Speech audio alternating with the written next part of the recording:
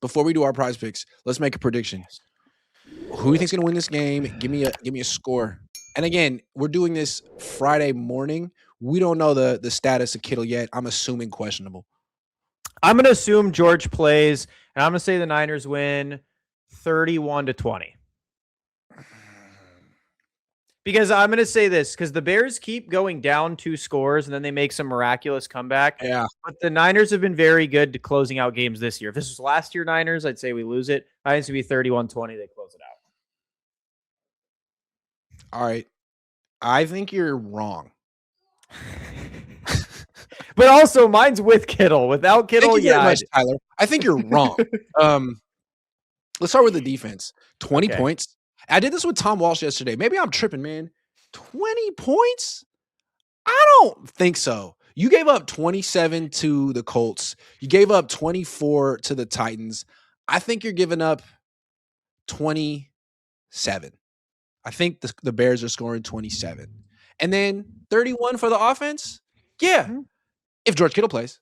Yes. If George Kittle plays like George Kittle, they score 31 and win. If he doesn't, if he's there but he's blocking, if he's there and he's a decoy, they score 24 and lose, 27-24. He's worth 7 points. He's worth a touchdown. That's how important he is. So we'll see about George. Right now, I'm thinking he's not going to make a big impact, and they're going to lose 27-24. Let me give you my reasoning for 20. Sure. The Bears have a very Kyle-like offense. They both love taking those long, slow drives. So I think what the Bears and the Niners are going to do is they're going to clock each other out. So that's why I think the Bears will only get 20 is because I think they're going to just run out of clock. Fair enough, because they're both going to be running the ball. Yeah. And the clock's going to be running. Got it. Fair enough.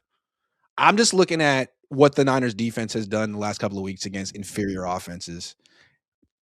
But we'll see. I mean, the Niners are going to be prepared for this run game. They've faced run games like it. They should do a good job against DeAndre Swift and Kyle Mananga. They should. They sold out against the run against the Colts and did well. Right. I think they could do similarly. And they a hell of a run defender. The safeties are good against the run. I think you can do the tackles better. Caleb is a worse pocket quarterback than Phillip Rivers. So you have hope there. The issue is the second he's out of that pocket, you're in big trouble because that secondary ain't keeping up. To me, though, it's like we saw what this defense did against the Rams. It was a joke. They couldn't force a punt against the Rams. That wasn't that long ago. And it's like if you don't have any pass rush and you face a quarterback who really has a big arm and some weapons, I don't know what you really expect to happen. And they haven't faced a team like that since then. The next week they faced the freaking Cardinals. But Stafford's a lot more effective from the pocket. Stafford's a lot more effective from the pocket than Caleb. Saying, though, like if he's standing still under no pressure, he has weapons and a big arm. He's going to make some throws. Oh, for sure. Not as many as Stafford, but he's going to hurt you. For sure. I mean, I don't think this game is going to be like a defensive masterclass by any means. But I think definitely what I would do is you sell out for the run, but you drop your safeties deep because you're, expecting that. And then you just pray. All right, keep him in the pocket. And let's hope. Let's just pray. Pray we can get something. D. Winters baits Caleb. And that's another thing. Can D. Winters bait Caleb? Because Caleb ain't that smart. He'll still throw the flat to the running back. And then Jonathan Taylor was off to the races.